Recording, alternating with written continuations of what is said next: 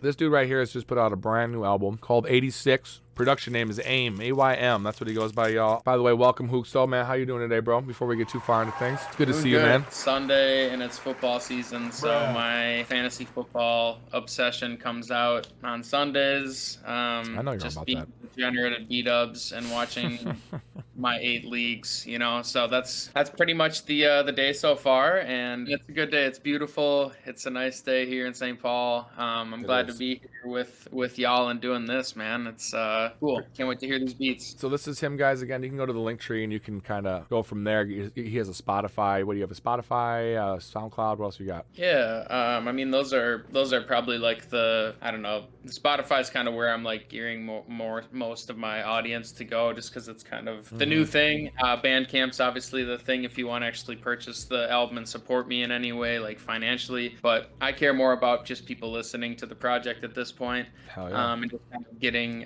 my creative feedback under me after, you know, kind of a little hiatus before I put this project out. So for sure, man. So we got 86. 86 is the new one, right? This is the one that you just put out. 86 right here. When that come out again? It dropped on September 3rd. Sweet. I put out the single on August 6th, 8/6. So that was kind of the precursor to dropping the rest of it. So it all dropped, just a few weeks ago. Well, I've got to say, I've been listening to it a lot. I like this practice one. Hey, nice. Yeah, that one's good. And I think this one, the We Like to Say We Like, I think. Obviously, the two of us, your single's really good too. But what's 86? What's that mean? I mean, 86 is a restaurant term meaning out of stock. As some of you may know about Sluggy, you know, our work at a restaurant that we both helped open and are both currently still working at. Basically, the project is just kind of a combination and a synthesis of my work life and my music life, kind of in a way that I don't know, just felt uncomfortable like really fusing together in the past and just owning it, you know. So there's just subtle references to kind of the day in, day out of how I feel. It feels a lot more authentic and genuine to myself. Like when I listen back to it, I feel like it's just like, you know, just kind of really showcases exactly kind of where my brain's at on a day in, day out, which I think is really a goal of mine with music, is to just be true to character through sound, you know, and true to character through, you know, what you're saying and conveying. So, you know, there's references to other things and kind of putting an 86 spin on other things, you know, socially, politically, that kind of thing. But for the most part, it's just kind of a fusing of kind of my life's experiences the last 4 years and just distilling them down to 6 songs. So I love it, man. Are you working on any new music? Are you just kind of trying to get this stuff as pumped out as you can, get the 86, get it as much into people's ears before you go on to something new? Yeah, mostly that, the latter. But also I'm working on a bunch of beats. I want to put out a beat tape at some point, just because I don't know, I feel like instrumentation and producing has always kind of been something that I downplay about myself. I'm much more comfortable as like a writer and, you know, writing melody, harmony, lyrics, raps. I feel like that's kind of more my alley. So production is always like something that I felt like I can do, but I just feel better with like taking somebody else's like completely finished masterpiece and then just kind of adding my sound to it with words and stuff. So I want to get more to a point where I'm putting stuff out on a instrumental level too, and just kind of feeling cool about that as well. I produced Heirloom, the 5th song. Otherwise, the other 5 songs are all produced by different individual producers, just kind of tracks that I've cobbled together over the last few years. If you guys check out my stuff on Spotify or anywhere, like probably the most listened to song of mine that I put out is called Aside, and it was off my last project, the Hughes project. And it was produced by this dude named J.H. Fly from, I believe he's from Australia. And I really gravitated to that beat. It was a beat that he made called Donut, and that was the beat that I ended up writing Aside to, which it's tough to say if like there's a song on 86 that I honestly like love more than Aside. Like I think it's my favorite thing I've ever made so far. I think 86, the title track, is kind of gives it a run for the money. I mean, obviously I love all the songs, but you know, as a creator, it's like if you're a painter, I'm sure you look at certain portraits that you've done and you're like, man, that's the fucking one. like, or if you're a musician or a producer and you have certain beats that you just like of yours that you just feel like are more prized for whatever reason in your criteria. And Aside is kind of that song for me, and it was produced by JH Fly. And then JH Fly also produced that song, We Like to Say What We Like to Say. Okay. And I believe he co-produced it with a dude named Salty Cured Beats, which I can neither confirm nor deny.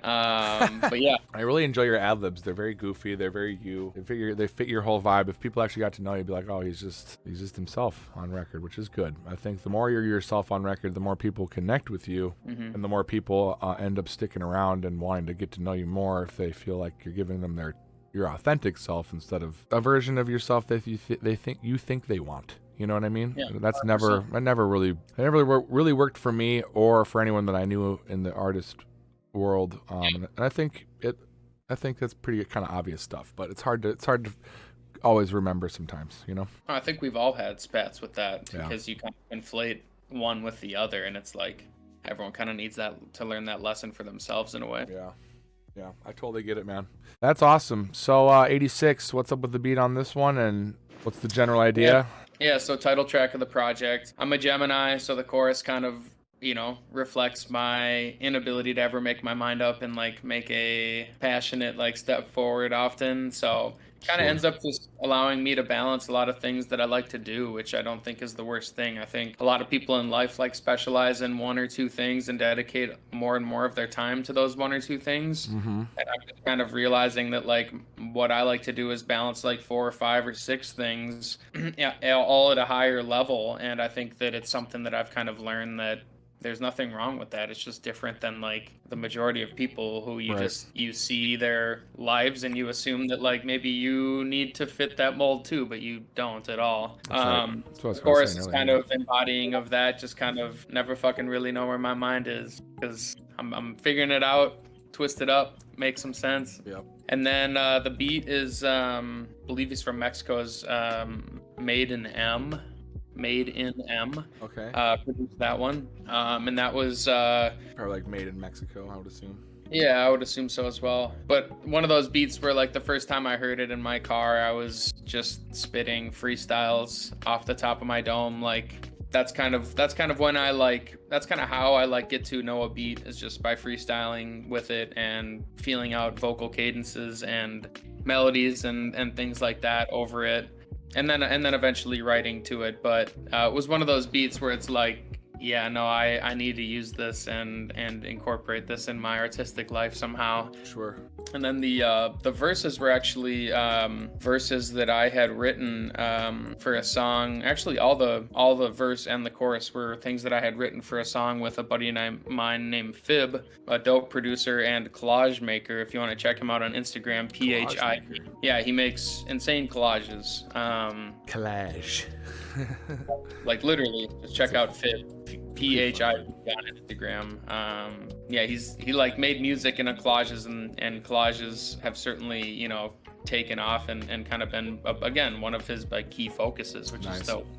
Yeah, so yeah, the verses are kind of pulled from that song because they ended up kind of fitting tempo wise with the Made in M track, and just kind of got to there was some stuff that we just didn't get to finish on the track that I did with Fib, and it was frankly just a different kind of sounding beat. Sure. And it was still cool. It was just kind of I just kind of ended up feeling like the one with Made in M kind of captured and kind of contextualized the words a little. I like this beginning part a lot right here where you're screaming. I like that part a lot, dude. I like this beat though a lot, dude. I think you were right to kind of make this one your single though. So I've listened to this one quite a bit. That's definitely the one I've popped on a lot, but now that I'm listening to your other tracks, it may not be my favorite off of the album anymore just because of what I've found different and like on your album now. But rock me through this one. Tell me why you just chose to make it your single. Who made the beat on this one? Where'd you find the beat on this one? Is this one that you've got made for the album, or another one that you found online? Or Yeah, this is another one I found on SoundCloud. Nice. So just really dope resource. Can't say how much I appreciate just like how much SoundCloud has shout out SoundCloud, dude. Straight up. allowed me to just come in contact with random other people who are also like a lot of times just getting started, or don't have label support or whatever, but have awesome work. Yeah. Yep. But this was produced by his name was Diz Ralph C. And actually, if you look up Diz Ralph C, Two of Us, like that was actually the name of his beat that this song is. So it just kind of ended up being one of those where I don't think I've ever done that before, taken just like exactly like the producer's instrumental beat and made that the name of the song, but with just kind of the tale that I tell in this one and just kind of the motive that it strikes, like it made sense to keep it. Just kind of a little like recollection love tale about being in love with a girl, but also like making sure that you're checking your self-worth and making sure that there's always integrity and merit that you're feeling like is being honored. And so that's kind of the chorus of you can't take my love away from me. Just kind of like calling out if someone's trying to be manipulative or take away any part of you that you want to hold true and cherish. Right. So yeah, that's kind of the meaning behind the song. Yeah, I love the same kind of thing with that beat. It was first time like just kind of freestyling that chorus in my head. It was like, okay, like I usually just kind of think like tonally, so it's like right, and then it's kind of and then it's adding words, and then it's adding kind of feelings and ad-libs and harmonies from there. So yeah, and that intro part was definitely not something that I can wake up and do every day.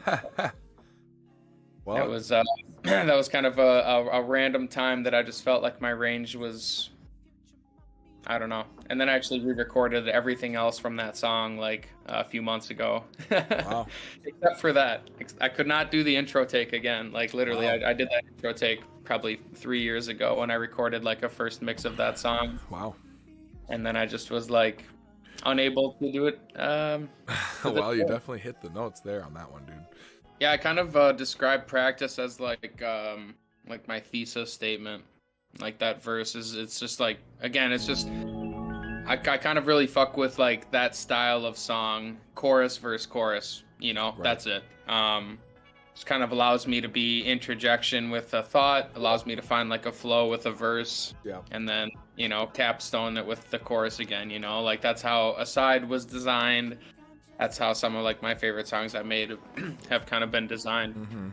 Yeah, that verse is for sure one of my favorite verses. It kind of allowed me to add some different ad-libs, like the little grin part where everything cuts out and it's like an 8-part harmony I did, where I just like kept doing more and more takes of different like tones in that part. And and then the chorus too, the kind of wavy effect in the chorus with the Yeah, I really like it, dude. It catches thank you. me. It catches my attention. Because the line before I say something about living in the dark, and then I say, but I don't know, just because I feel like I work hard on like putting myself in a position of seeing life with more light, so Right. I just say, but I don't know, so I indulge myself with those who have a different story than I, because that's like the best I can do is just be like empathetic, and still mindful of my own and helping where I can. So you've got to be mindful, and the practice line, shout out to Allen Iverson. Shout out the great AI, dude. I mean, we talk about practice, dude.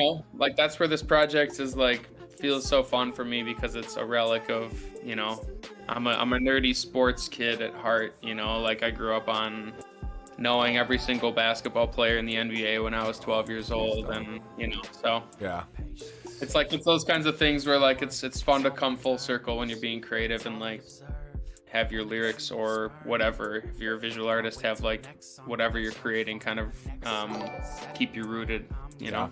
Yeah. What do you produce on, Mr. aYm? Produce on Logic 10. Logic 10. You've always been on Logic? Is that just the DAW that you've decided to go with recently, or? Yeah, I mean, I've always had a Mac, so it's always just kind of been the compatible thing. And started GarageBand? Yep, graduated from GarageBand. Classic. I fucked around with Ableton for, I think I got like a month trial, and I made like 20 beats in like a month real quick with that. And then Ableton gang, what's up? It's popping. Ended up using only one of them for a song called French Kiss.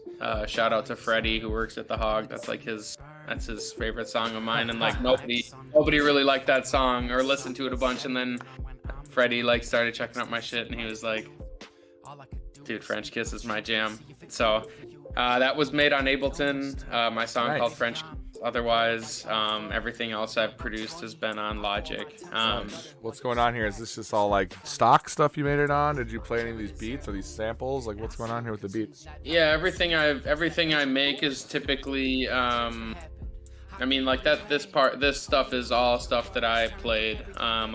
I have an aYm 40 that I do kind of my effects and sounds on and keys and stuff. But yeah, this was one that produced and just kind of felt close to it right away. It was one that's actually, I got a new MacBook Air last December, and that's kind of what prompted me to get back into like producing. And I think I've made like 70 beats so far since I got my MacBook Air. And this was one that I like made that I like instantly wanted to write to, you know. I kind of was like having melodies come to me like right away. So I ended up writing to it, ended up recording it, mixing it, had the whole thing ready. And then like a week before I was gonna send it in for mastering, I like hated the song. Spent another 2 weeks like revamping the beat. I added that effect in the chorus when the beat drops.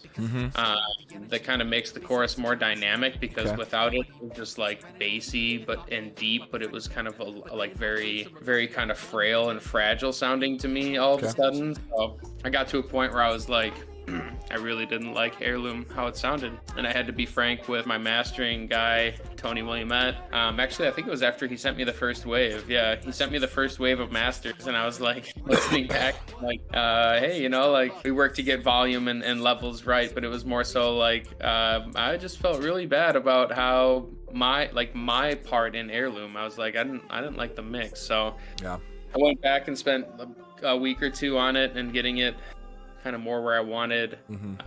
Cleaned up a lot of the dubs and the vocals, made them a lot tighter. You know, there's a lot of things you can do when you're mixing that a lot of people just kind of skimp, you know, cleaning up all the area between vocals when you're mixing dubs in.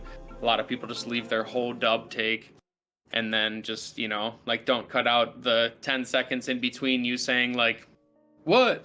Right. Fuck. And leaving like all that open air where you're like moving around and going, yep. You know, and it's just like, it's like once you cut all that out, it's amazing that like you might not notice it individually, but when you have like the aggregate of it, it really does impact the sound versus having all of those things cut out and letting everything else from the song actually have its space. You're totally right about that, dude. And it's same in applying it to what, you know, people are doing today. Like it's the same if you're ever like recording live samples, you know, like if you are recording like a live clap, you know, like just cut everything in between the clap sounds. And a lot of people just look over that. And that was something that I was doing with Heirloom, kind of a lazy mix that I realized and got it to a lot better place. And then it's just kind of the slow, like sappy love song on the project, which anyone who knows me knows that I'm usually due for one of those in a project.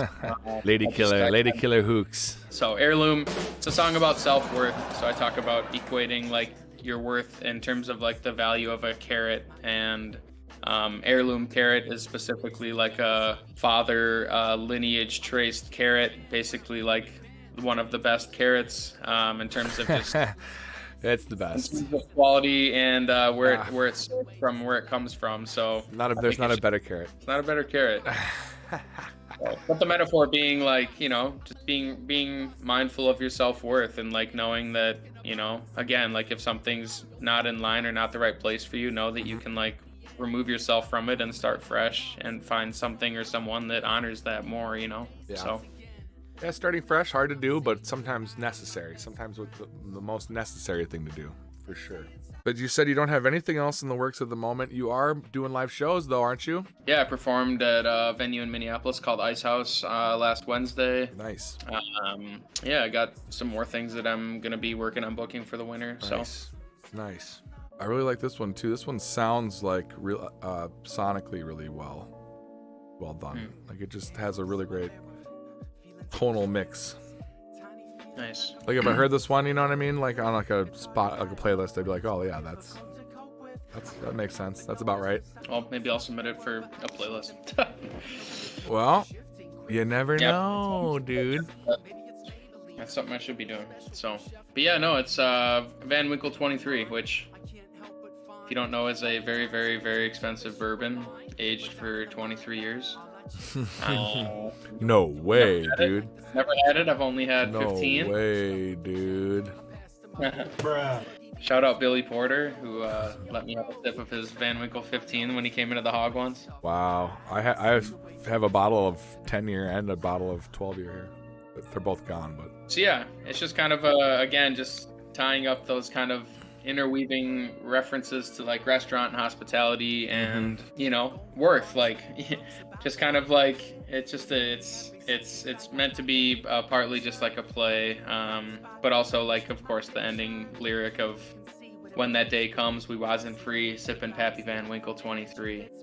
So just that idea of like, you know, sitting somewhere when, you know, all this time and work that we've put into life has come to a moment where like that's something that is something that I can do, because I like experiences like that, and I like rewarding myself with good experiences, you know.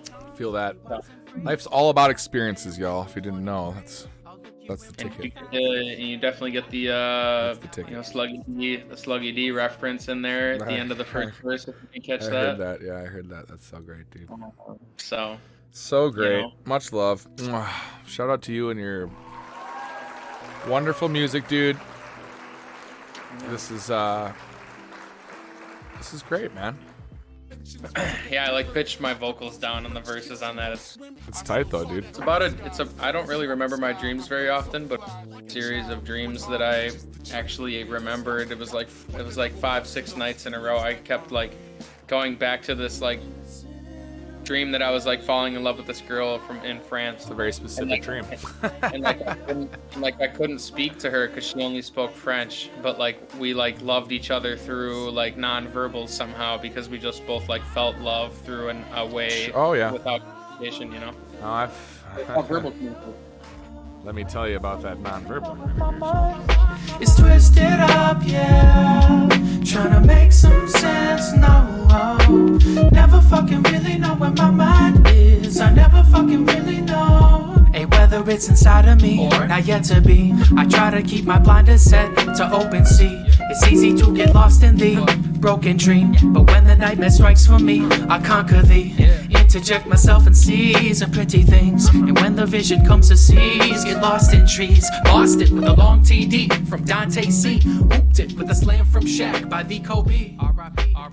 Pimento peppers if you catch me napping. I'm selling brisket till the 86 happens. A finger of redemption ride. Why not give a try? Worst that could happen is you spit it right in my eye. I love it.